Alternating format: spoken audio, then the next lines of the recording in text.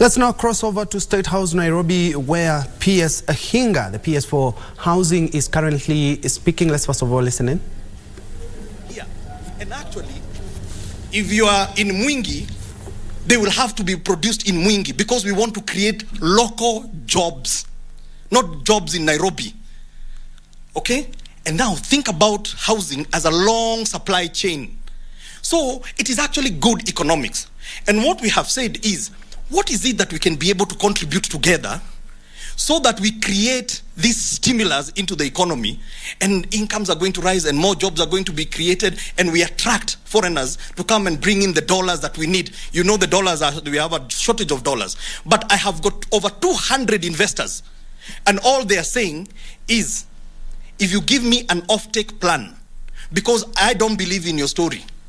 Your story is a very emotional story about Wanjiko owning a home, about the Juakali artisan owning a home, a shoeshiner owning a home. But hey, my money is not emotional. All right? So me, I just want to know that I'll get paid. And how do you guarantee that they will get paid? You can tell them, if you tell them that you're going to get paid, it becomes a government guarantee, which is as good as debt. And you know what is going on, the conversation we're having about debt in our country. So we are saying these cash flows that we have pulled together, and they are driven by a law, but are not bankrupting people, because we are saying it is maximum of 2,500. Average Kenyan will pay 1,000. You tell me today, how many houses can you be able to get for 1,000 shillings? So this 1,000 shillings, you're taking it out of this pocket and you're putting it into this pocket. You're not 1,000 shillings richer or poorer. The only difference is that in this pocket, you can only earn 7% if you put it in or whatever. In this pocket, you can walk away with a house, whereby, just like the gentleman from KBC has said, that the person now is getting rent at 55,000 and you're paying 19. The hustler now can be able to do that. Okay, so and it's a very good question, and I'm sure a question that we need to talk about. Building materials. You know, we are providing building materials, especially in the rural areas. So if you want to go build your own home in the rural areas, come to us. We have housing directories in every county. We'll give you even plans to go build your own home. But even this housing fund, we will finance you still. So providing building materials, all it helps us to do, for example, in Kisii, because they make those blocks, but they use firewood to burn those bricks. We have given them machines called hydroform machines, interlocking soil block machines, so that now they press those machines, but we have still not answered the question, how will they finance? So the housing fund addresses both. Flora, TV 47. I think I've answered the question about the portal. Okay, so there is a portal. The portal, Boma Yangu, please, and it is still under construction. So there's some places you will go and you say it is coming up. Even diaspora. Those of us who will watch this from diaspora, there is a diaspora tab for you. It is a marketplace for everybody. So we have aggregated buyers. I have over 350 Kenyans today that have registered.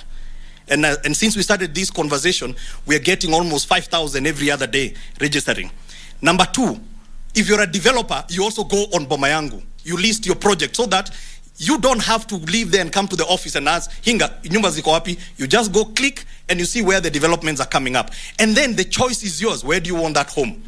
And you tell us. And I think the question about the contributors at the bottom, in terms of broadening. Now, let me tell you what is going to happen. You see, why I am struggling, or why we are struggling with this housing fund, because of three things. One, trust deficit. And I know that question is coming up. It's about trust deficit. So this program, we must put in enough safeguards so that we can be able to win the trust. Number two is believability. And that's why we had to do the pilot, because instead of Hinga talking to you, I want you to go and interview the shoe shiner. I have 8 touts who are homeowners in Park Road. Go interview them. Why? Because now it starts to become real. It's not that Hinga is piki ponki anasema huyu ni wangu ama Hinga amepata pesa kidogo hapa hivi anasema. I have no powers to allocate those houses.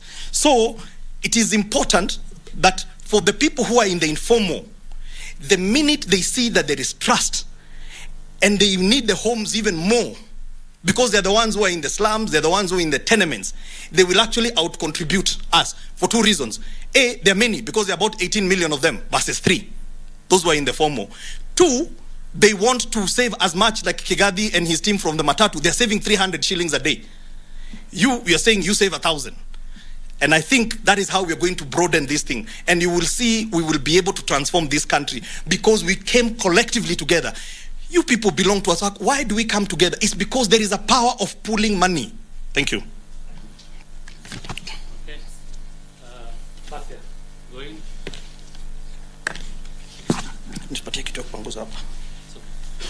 Yeah, my name is Chemutai Goin from Citizen TV, and I have maybe about 3 questions.